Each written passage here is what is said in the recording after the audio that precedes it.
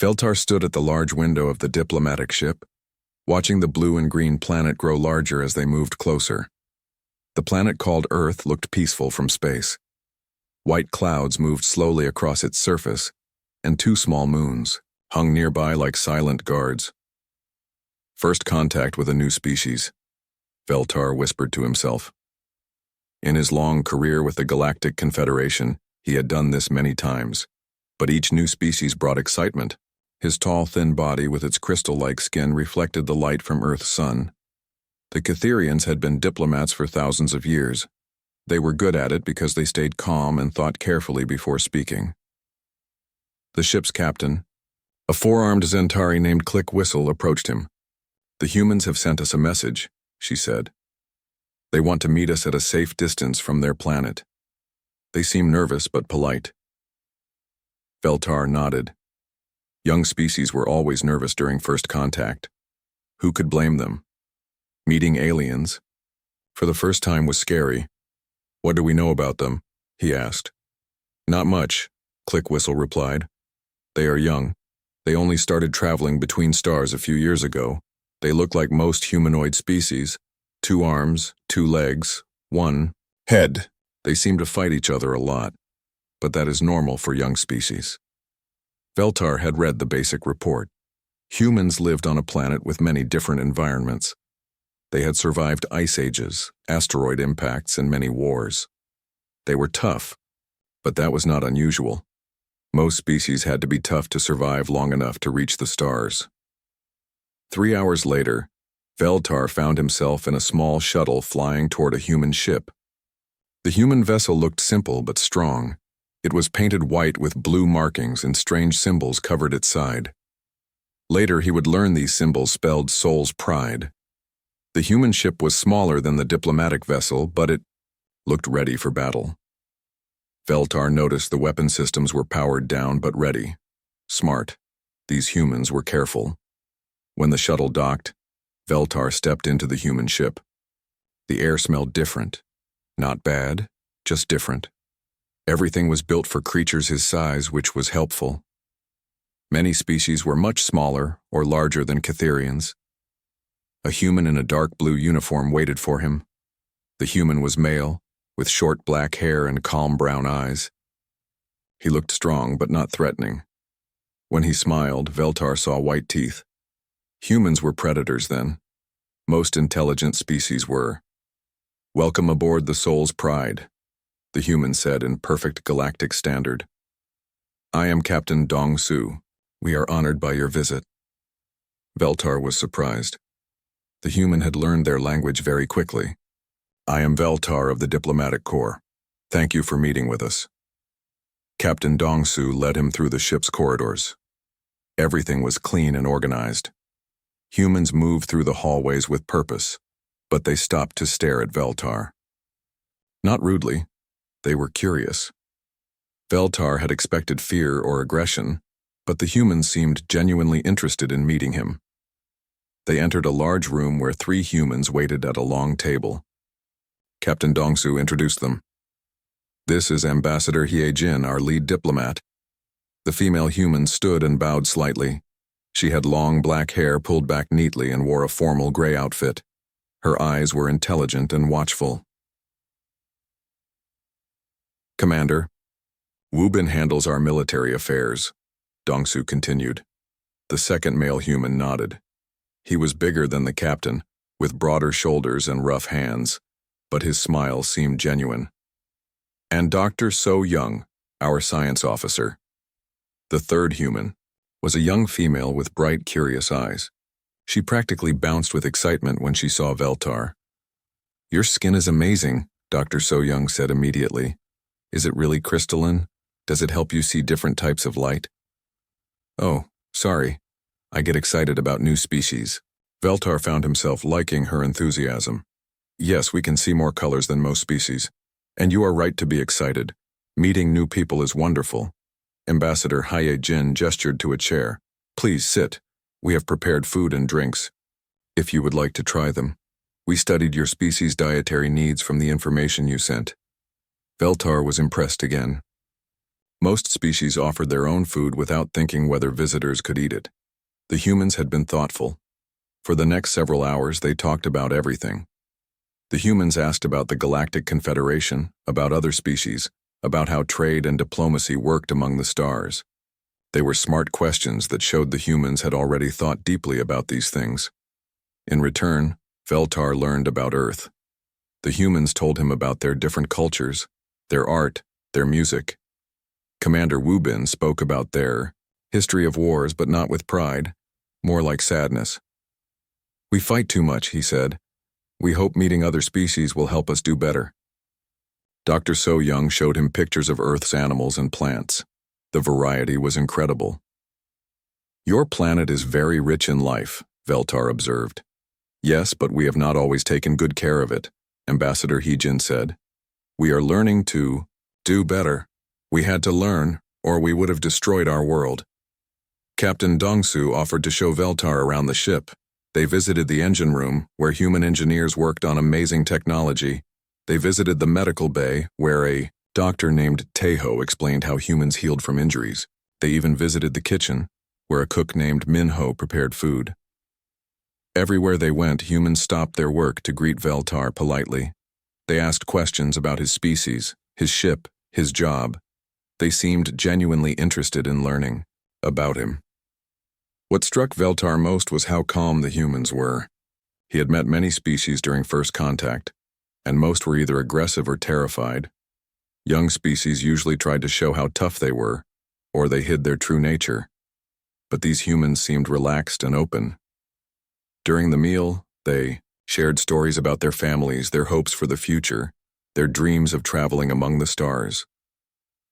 Ambassador Hyejin spoke about her daughter, who wanted to become a pilot. Commander Wubin showed pictures of his parents, who were farmers.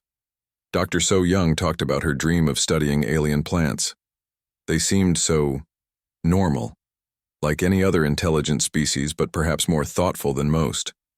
They had learned their lesson about fighting, and now wanted to build something better. As the day ended, Veltar prepared to return to his ship. Ambassador Heejin walked with him to the shuttle bay. "What happens next?" she asked. "I will write a report about your species," Veltar explained. "If it is positive, you will be invited to join the Galactic Confederation as junior members. You can trade with other species, share knowledge, and take part in the galactic community. And if your report is negative?" Veltar paused. "That rarely happens. Most species that reach the stars are ready to join the larger community. You seem like good people who would fit in well." Ambassador Heejin smiled. "We hope so. We have made many mistakes on our world. We do not want to make them again among the stars." As the shuttle carried him back to the diplomatic ship, Veltar thought about his report. The humans were impressive. They were smart, careful, and seemed to have learned from their violent past. They would make good members of the Confederation. He began writing his report that night. "Species shows remarkable potential and admirable restraint. Recommend full diplomatic contact and junior membership status. Humans appear to be a thoughtful species that has evolved beyond their primitive, aggressive tendencies. They would be valuable additions to the galactic community." Veltar sent the report and went to sleep, satisfied with a job well done. He had no idea how wrong he was about the humans. He would learn the truth soon enough. 3 months had passed since Veltar first met the humans. Now he lived on New Busan, a human colony world far from Earth. The planet was beautiful, with rolling green hills and clear blue rivers. The humans had built their city carefully, making sure not to hurt the local plants and animals. Veltar had his own small house near the center of town. Every morning, he walked to the diplomatic building where he worked as the main contact between humans and the Galactic Confederation. He was supposed to watch the humans and help them learn how to work with other species. What he had learned surprised him every day. The humans were amazing at adapting. When they first arrived on New Busan, they studied everything. Dr. So Young, who had come from the Soul's Pride, now ran a research center where she learned about the planet's life forms. She was always excited to show Veltar something new. "Look at these plants," she said one morning, pointing to purple flowers that grew near the river. They change color based on the season. In winter, they turn silver to match the snow. In summer, they become bright red to attract the flying creatures that spread their seeds. Veltar watched her make notes with the same careful attention she had shown when studying his crystal skin. Humans were naturally curious about everything around them. The colony had grown quickly. What started as a small outpost now had over 10,000 humans. They had built schools, hospitals, farms, and factories. Engineer Tejo, who had shown Veltar around the Soul's Pride, now managed the colony's power systems and defenses. Defenses? Veltar had asked when he first heard about them. Just in case, Tejo had said with a smile. We like to be prepared. Most species built defenses, so Veltar thought nothing of it. The humans seemed peaceful enough. They had caused no problems with other Confederation species. In fact, they had become popular trading partners.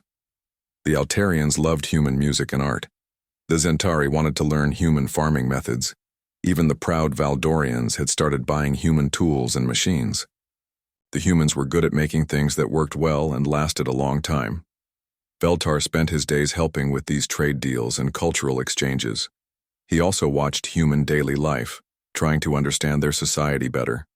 What he saw made him happy. The humans took care of each other in ways that impressed him. When a family lost their home in a storm, the whole community came together to build them a new one. When someone got sick, neighbors brought food and helped with their work. He met a teacher named Minho who ran the colony's main school.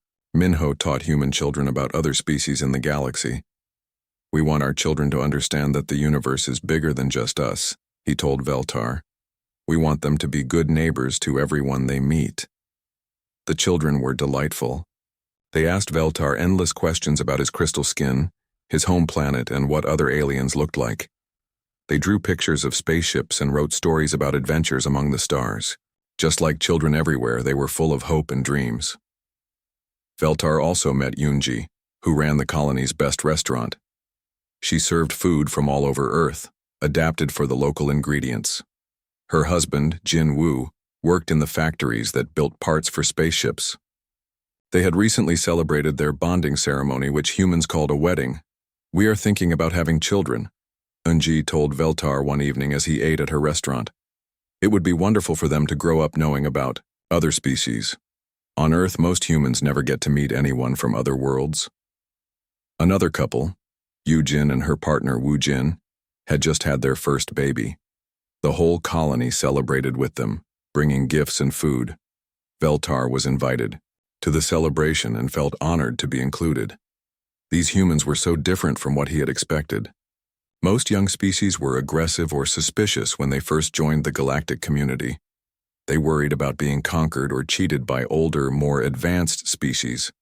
But the humans seemed genuinely excited to be part of something bigger than themselves. They were also incredibly hard workers. Veltar watched construction crews building new parts of the city from dawn to dusk. Farmers worked in the fields growing food for the growing population. Scientists in Dr. So Young's lab studied samples from morning until night, but they also knew how to relax. Every weekend, the humans held gatherings they called barbecues. They cooked meat over open fires and shared food with their neighbors. They played games, told stories, and sang songs. Children ran around playing while adults talked and laughed. Veltar was always invited to these gatherings. The humans made sure he had food he could eat and included him in their conversations. They asked about his family back on his homeworld and told him stories about Earth. My grandmother used to make food just like this, a farmer named Da-un told him at one barbecue. She lived through the hard times on Earth, when there was not enough food for everyone. She always said that sharing a meal with someone made them family. The humans had a strong sense of family that extended beyond blood relatives. They called close friends family and treated their neighbors like relatives. This made their community strong and caring. Veltar wrote regular reports about all of this to the Confederation. His superiors were pleased. The humans were integrating well with galactic society.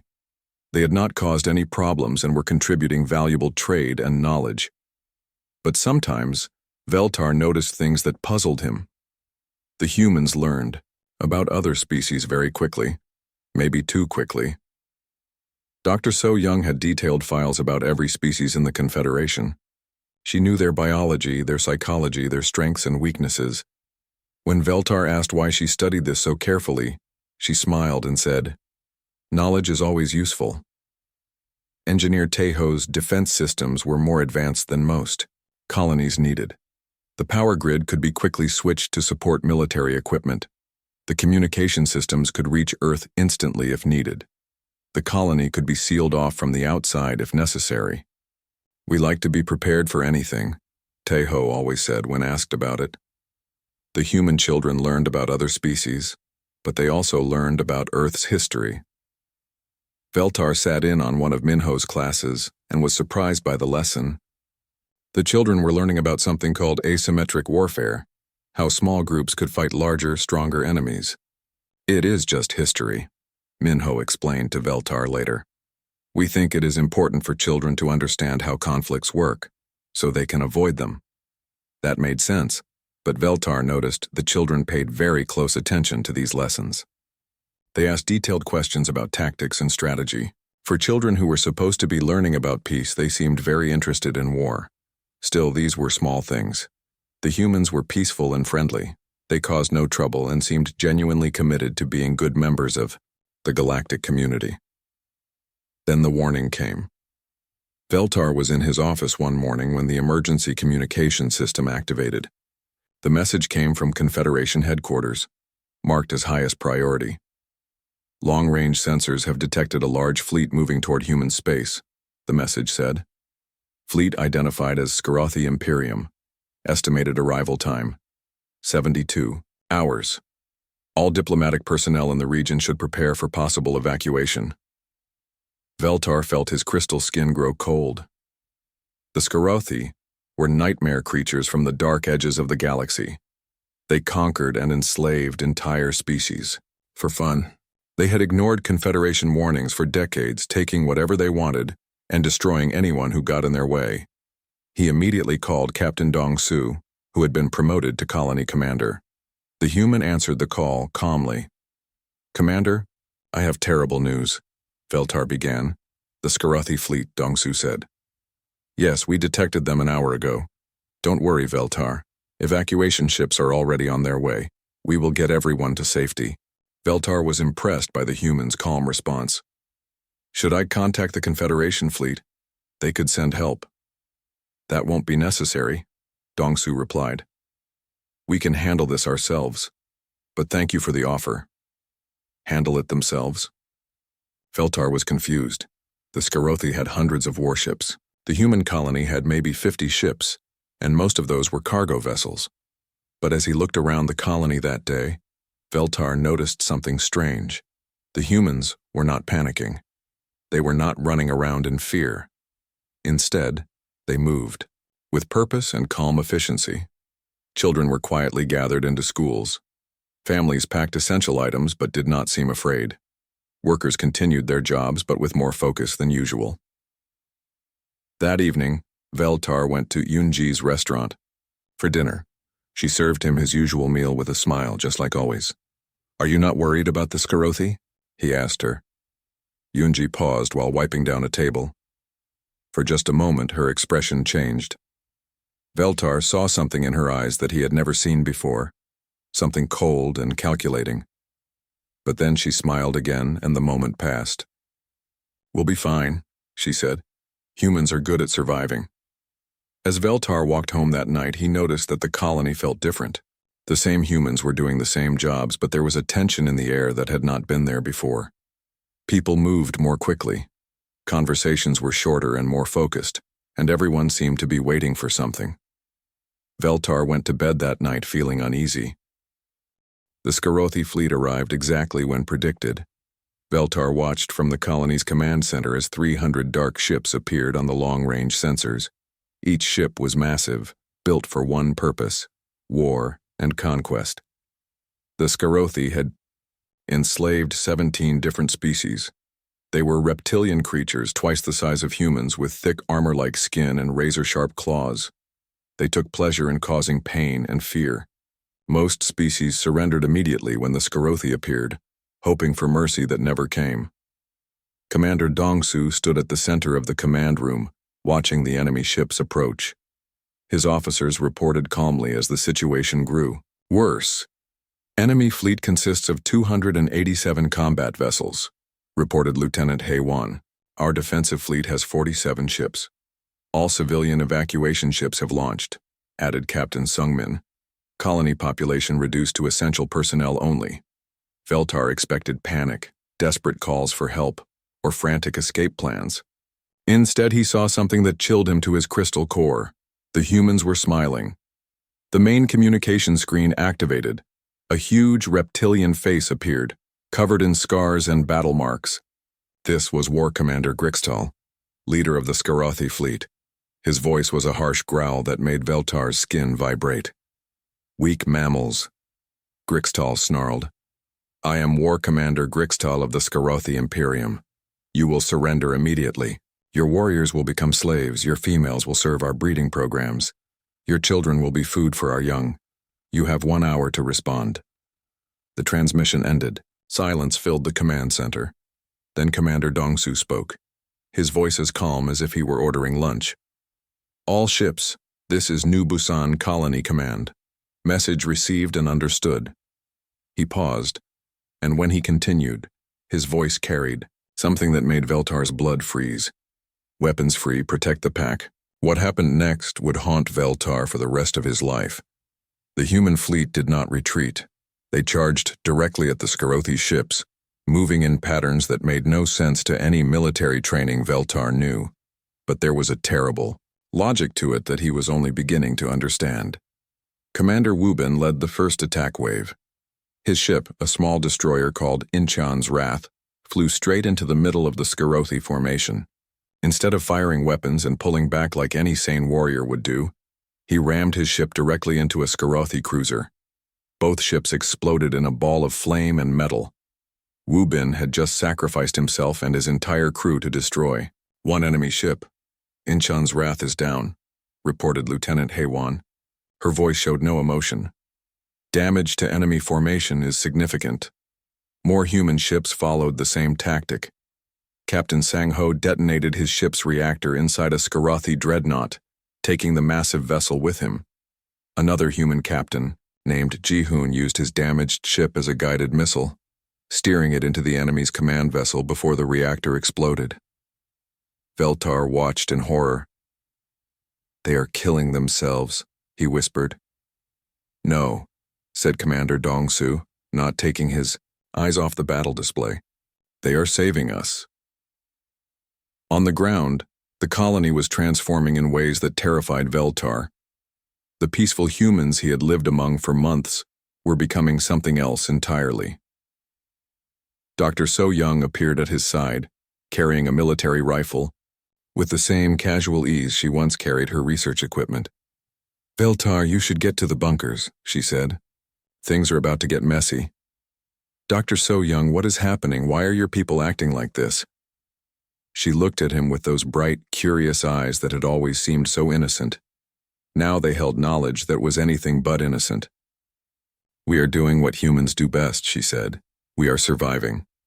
Minho, the gentle teacher who worked with children, walked past carrying a box of grenades. When he saw Veltar's shocked expression, he paused. I know this is confusing, Minho said kindly. But the children are safe now. That is all that matters. Everything else is just details. Yoonji, the cheerful restaurant owner, was setting up some kind of explosive device near the main square. Her hands moved with expert precision, like she had done this many times before. When she noticed Veltar watching, she waved and smiled. Do not worry, she called out.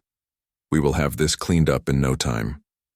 Engineer Taeho approached Veltar with a grim expression. We need to get you underground, he said. The Skarathi will be landing soon. Taeho, I do not understand. Your people seemed so peaceful. How do they know how to fight like this? Taeho paused in his work and looked at Veltar with something that might have been pity. Peaceful, he repeated. Veltar. We are from a planet where everything tried to kill us for millions of years. We survived ice ages, asteroid impacts, supervolcanoes, and predators that were bigger and stronger than us. We became the most dangerous thing on our world. Not because we were the biggest or the strongest, but because we were the smartest and the most ruthless. But you seemed so gentle, so kind to each other. We are, Tejo said. To each other, to our pack. But the Skorothi are not our pack. The first Skorothi landing ships broke through the atmosphere like falling meteors. They landed in the fields outside the colony, and thousands of reptilian warriors poured out, roaring their battle cries. What they found was not the helpless prey they expected. The landing zones had been prepared. Hidden explosive devices detonated as the Skorothi ships touched down, destroying several vessels immediately. The surviving Skorothi found themselves in killing fields where every building, every tree, every rock could hide a human with a weapon. The humans did not fight like civilized species. They did not follow the accepted rules of war. They used tactics that made Veltar sick to watch. A group of wounded humans stumbled out of a building crying for help. When the Skorothi moved to capture them, the wounded humans revealed hidden weapons and opened fire at point-blank range. It was a trap, and it worked perfectly. Human children, ran past Skorothi positions carrying what looked like medical supplies. The Skorothi ignored them, as most species would ignore non-combatants. The children left packages behind that exploded minutes later. Ambassador Hyajin appeared on the communication systems, speaking to the Skorothi forces in their own language. Her diplomatic voice was the same calm, professional tone she had always used, but the words she spoke were not diplomatic. "Attention, Skorothi warriors," she said. "You came here expecting easy prey. You were wrong. We know where your breeding worlds are located. We know where your civilians live. For every human you kill, we will kill 100 of your people. For every human you capture, we will make your species extinct. This is not a threat. This is a promise." The Skorothi had never heard words like this from a species they were trying to conquer. Most victims begged for mercy or tried to negotiate, but the humans were making counter-threats that were even more terrible than anything the Skorothi had planned. War Commander Grixtal himself led a force to capture the colony's main building. What he found there was Engineer Tejo, calmly working on some kind of device.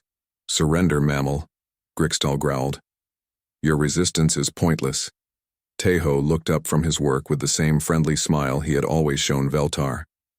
"Actually," he said conversationally, "I have been waiting for you." He pressed a button on his device. The colony's fusion reactor, which had been modified over the past 3 months, began to overload. The entire settlement was now a bomb that could destroy everything within 50 kilometers. "You have 2 choices," Tejo told the war commander. "You can stay here and die with us, or you can run back to your ships and leave our world alone." Grixtal stared at this small human who was willing to destroy himself and everyone around him rather than surrender. For the first time in his long career as a conqueror, the Skorothi felt something he had never experienced before. Fear. As the battle raged, Veltar huddled in an underground bunker, listening to the sounds of war above. But these were not the sounds of a desperate last stand. These were the sounds of predators hunting prey. The humans had been preparing for this day since they first arrived on New Busan. Every building was a fortress. Every civilian was a warrior. Every smile had hidden teeth. Ambassador Hyajin found Veltar in the bunker as explosions shook the ground above. She sat down beside him, her diplomatic clothing replaced by combat gear, her hands stained with blood. "I know this is hard for you to understand," she said gently. "We did not lie to you about who we are. We just did not tell you everything. But you seemed so peaceful," Veltar whispered. "We are peaceful," she replied. "When peace is possible. But peace is not always possible. Sometimes to protect the things we love, we have to become the monsters." Above them, the sound of fighting was growing quieter. Either the humans were losing or the Skorothi were retreating. Veltar would soon learn which one it was. The bunker system beneath New Busan was much larger than Veltar had ever imagined. Miles of tunnels connected hidden chambers filled with supplies, weapons, and command centers. The humans had been building this secret world under his feet for months. and he had never suspected a thing. As Ambassador Hyejin led him through the tunnels, Veltar saw the true face of human preparation. Storage rooms contained enough food and water for years. Medical facilities were better equipped than most hospitals. Workshop areas hummed with activity as humans built weapons and devices he did not recognize. "How long have you been planning this?" Veltar asked. "Since the day we first met the Confederation," Hyejin replied. "We studied every species we encountered. We learned about every threat in the galaxy. The Skorothi were always going to find us eventually. It was just a matter of time." They entered a large command center where dozens of humans worked at computer stations. The walls displayed tactical information about the battle above and detailed intelligence about the Skorothi fleet. Veltar was shocked by how much information the humans had gathered. A man Veltar had never seen before approached them. He was introduced as Commander Ki Young, who had supposedly been a simple supply officer. Now Veltar could see the truth in his cold, calculating eyes. "Status report," Hyejin requested. "Ground forces have eliminated 60% of landed Skorothi troops," Ki Young reported. "Our fleet losses are at 38%, but we have destroyed 42 enemy vessels. Most importantly, we have captured 3 Skorothi command ships intact." "Captured?" Veltar asked. "How do you capture ships from enemies that never surrender?" Ki Young smiled, and it was not a pleasant expression. "We made them an offer they could not refuse." On the main display screen, Veltar watched recordings from the space battle. What he saw made him understand why the Skorothi were retreating. The humans were not just fighting. They were using psychological warfare that broke the enemy's will to fight. Captain Inho had led a boarding party onto a Skorothi cruiser. Instead of simply destroying the ship, the humans had captured the crew alive. Then they broadcast the interrogation to the entire Skorothi fleet. The torture was not physical. It was worse than that. The humans had studied Skorothi psychology and knew exactly what would terrify them most. They spoke calmly about the Skorothi homeworlds, their families, their children. They described in detail what would happen to every Skorothi civilian if the invasion continued. "We know where your egg-laying grounds are located," Captain Inho said to the captured Skorothi officers. His voice was as calm as a teacher explaining a lesson. "We know which planets hold your young. We have spent months preparing biological weapons specifically designed to target your species. If you do not withdraw immediately, we will use them." "War Commander." Grixtel himself appeared on the communication channel. The proud Skorothi warrior who had terrified entire civilizations was now shaking with fear. "You are bluffing," he growled, but his voice showed doubt. Captain Inho held up a small device. "This contains a virus that attacks Skorothi reproductive systems. One ship could spread it through your entire population within months. Your species would be extinct within a generation. That is biological warfare. It violates all galactic laws." "What laws?" Inho asked with a cold smile. "You came here to enslave us. You do not get to complain about our methods now." Veltar stared at the screen in horror. "Do they really have such weapons?" A new voice answered him. Dr. So-Young emerged from a side corridor, still carrying her research equipment, but now Veltar understood what she had really been researching for the past 3 months. "Oh yes," she said cheerfully. "I have been studying Skorothi biology since we first learned they existed. Their immune systems are quite weak compared to most species. It would be easy to design something that could kill them all." "But that would be genocide," Veltar whispered. "Yes, it would," So-Young agreed. "But they came here planning to enslave or kill every human in this colony.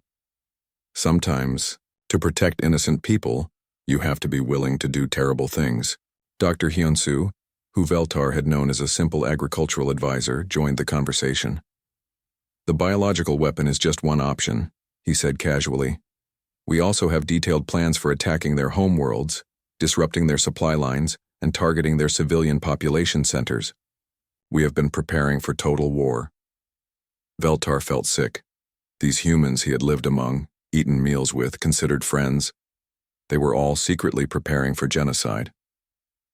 "How can you be so calm about this?" You are talking about murdering entire worlds. Ambassador Hijin sat down beside him. Veltar, I want you to understand something. We do not want to do any of these things. We would prefer to live in peace with everyone. But when someone threatens our pack, our families, our children, our friends, we will do whatever it takes to protect them.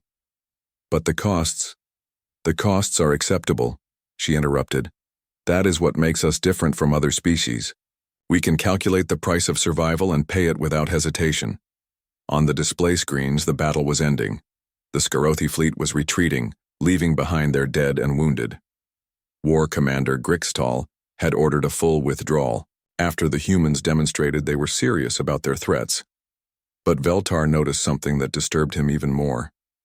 As the Skorothi ships fled, the humans were already returning to their normal behavior. The weapons were being stored away.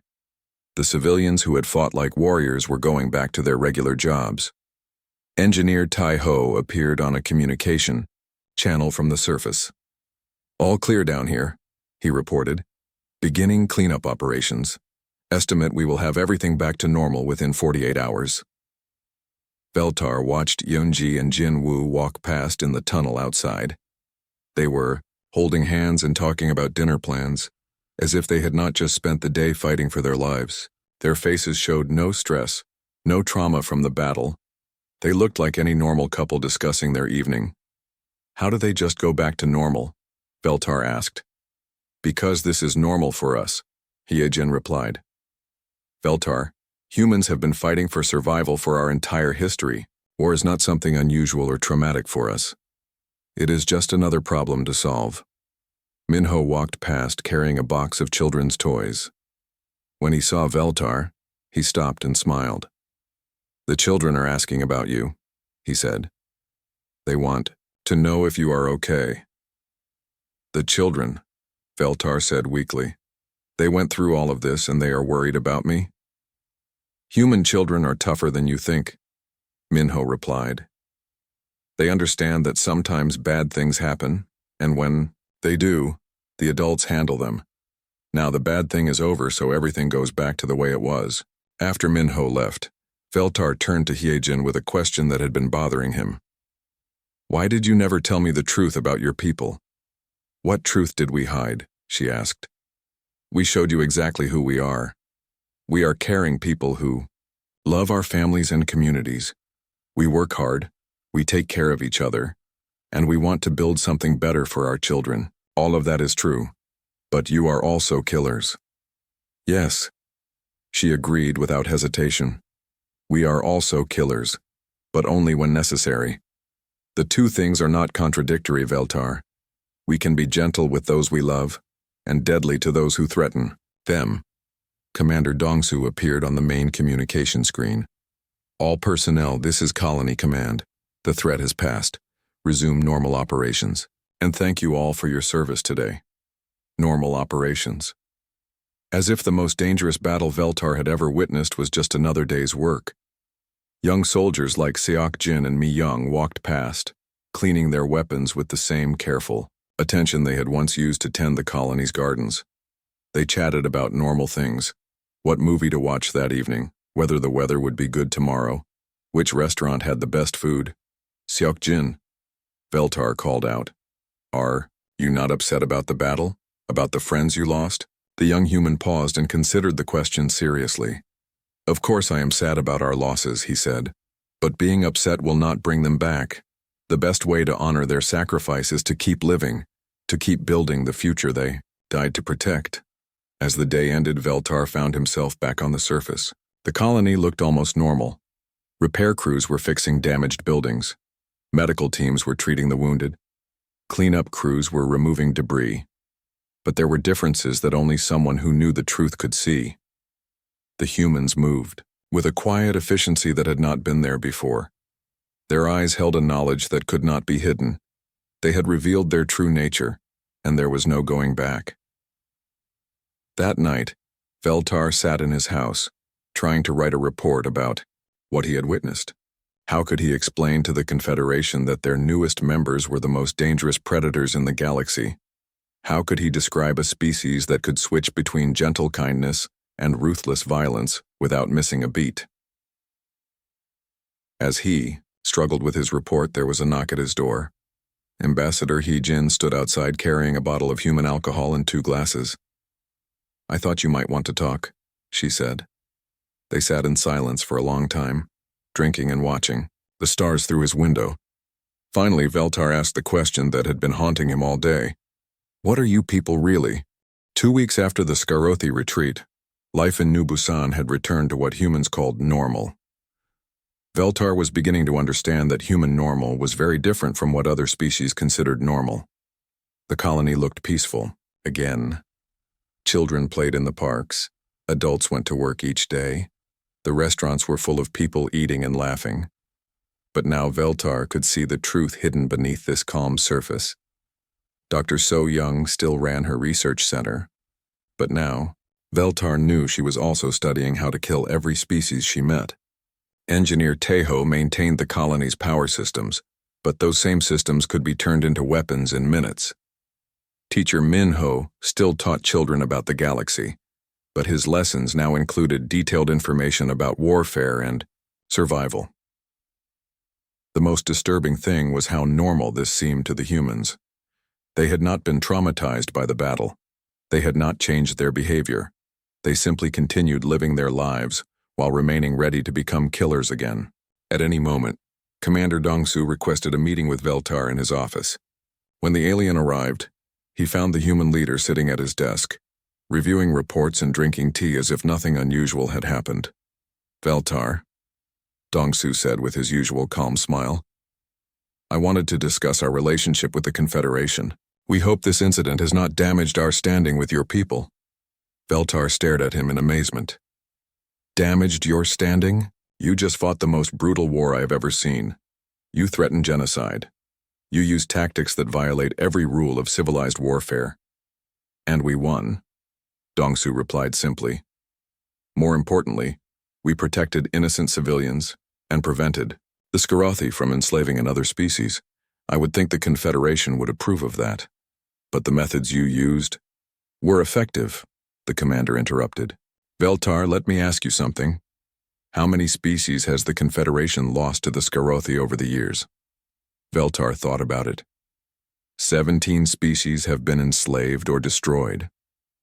"And how many times has the Confederation successfully stopped the Skarothi from conquering someone?" The answer was painful to admit. "Never. We stopped them," Dongsu said quietly. "In one day, we did something the entire Confederation has never been able to do. We made the Skarothi afraid. They will think twice before attacking anyone else, because they know we are out here now." 3 days later, the news reached Veltar that confirmed Dongsu's words. The Skarothi had abandoned 3 planned invasions and recalled their fleets to defend their home territories. For the first time in decades, other species in that region of space could sleep peacefully. The Confederation's response was mixed. Some officials were horrified by the humans' tactics. Others were quietly impressed by their effectiveness. But everyone agreed on one thing: humanity needed to be watched very carefully. A senior diplomat named Zixthara arrived from Confederation headquarters to conduct an official investigation. She was a tall, elegant being from a species that had been civilized for thousands of years. She represented everything the Confederation stood for: order, diplomacy, peaceful resolution of conflicts. Veltar watched her interview the colonists, trying to understand how humans could be so violent and so peaceful at the same time. Her conversations with the humans were polite but tense. "Your people's actions were effective," she told Ambassador He-jin, "but they were also brutal. How do we know you will not use these same tactics against Confederation members?" He-jin's answer was simple and terrifying. "Because you are not threatening us. The Skarothi came here to enslave us. You came here to be our friends. We respond to friends and enemies very differently.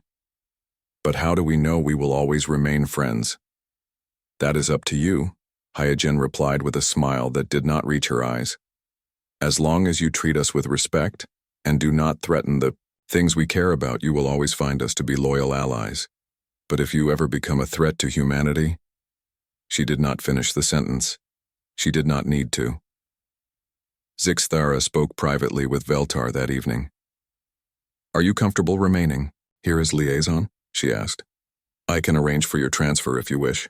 Veltar had been thinking about this question for days.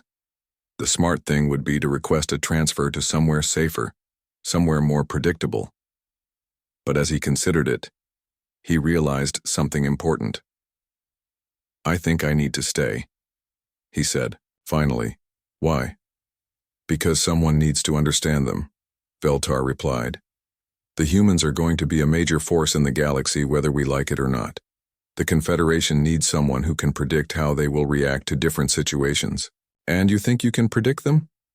Veltar thought about all the humans he had met. Gentle Dr. So-Young, who could design biological weapons. Kind teacher Minho, who knew how to make explosives. Cheerful Yunji, who could set deadly traps. Caring parents who would destroy worlds to protect their children. "I am beginning to understand the pattern," he said. "Humans have two modes, protect and destroy. As long as you do not threaten what they care about, they are the most pleasant species in the galaxy.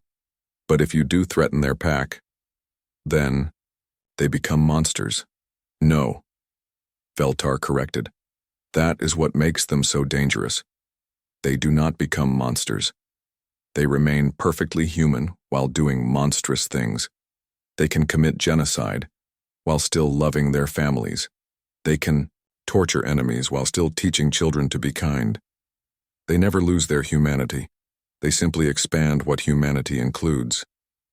The investigation concluded with a recommendation that surprised many Confederation officials. Instead of restricting human membership, Zixthara recommended that humanity be fast-tracked to full membership status.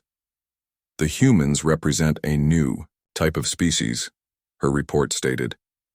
"They combine technological advancement with tactical brilliance and absolute dedication to their community. They could become the Confederation's greatest asset, or its most dangerous enemy. The choice is ours." A month later, the official ceremony took place. Humanity was welcomed as a full member of the Galactic Confederation. Representatives from dozens of species attended, though Veltar noticed they all kept a respectful distance from the human delegation. Ambassador Hyejin gave a speech about humanity's hopes for the future, their desire for peace, and their commitment to galactic cooperation. She spoke beautifully about unity, understanding, and building a better tomorrow for all species. Veltar listened to every word and believed all of it. The humans genuinely wanted peace and cooperation. They truly hoped to build a better future. Everything Hyejin said was absolutely sincere, but he also knew that hidden in her diplomatic bag were detailed files about every species present at the ceremony. The humans had studied everyone's biology, psychology, and military capabilities. They knew exactly how to kill every delegate in the room if necessary. After the ceremony, Veltar walked with Hyejin through the colony's central park. Children were playing nearby while their parents watched and talked. Everything looked perfectly normal and peaceful. "Hyejin," Veltar said, "can I ask you a personal question?" "Of course." "Do you ever regret what your people did to the Skorothi? The threats, the psychological warfare, the willingness to commit genocide?" She stopped walking and considered the question seriously. "I regret that it was necessary," she said finally. "I regret that the Skorothi forced us to reveal that side of ourselves. I regret that innocent people died in the fighting." "But you do not regret your actions?" "No," she said without hesitation. "I do not regret protecting my people. I do not regret ensuring that other species will think twice before attacking innocent civilians. I do not regret showing the galaxy that some lines should not be crossed." They watched the children playing for a while. Young Da-Un and Jae-Min were building, something with blocks while other children helped or gave advice. It looked like any group of children anywhere in the galaxy. "What are they building?" Veltar asked. Hyejin smiled proudly. "A fort to keep the monsters away." That night, Veltar sat down to write his final report about humanity. It was the most important document he would ever create, because it would determine how the Confederation dealt with their newest members. He wrote about human kindness and generosity. He described their art, their music, their love for their families. He explained their desire for peace and their commitment to cooperation, but he also wrote about their capacity for violence. He described their tactical brilliance and their willingness to pay any price to protect what they loved. He explained that humanity's greatest strength and most terrifying weakness was their absolute loyalty to their pack. His final recommendation was simple. Humanity must never be made an enemy of the Confederation. They have shown us that there are fates worse than death, and they are willing and able to inflict them. But as long as they remain our allies, they will be the most valuable friends we could ask for. He paused before adding the final paragraph. I am requesting permanent assignment as human liaison, not because I have grown fond of them, though I have, not because I think they need watching, though they do, but because I believe someone needs to serve as a bridge between humanity and the rest of the galaxy. Someone needs to help both sides understand each other before misunderstandings lead to tragedy. The humans have taught me that the universe is more dangerous than I ever imagined.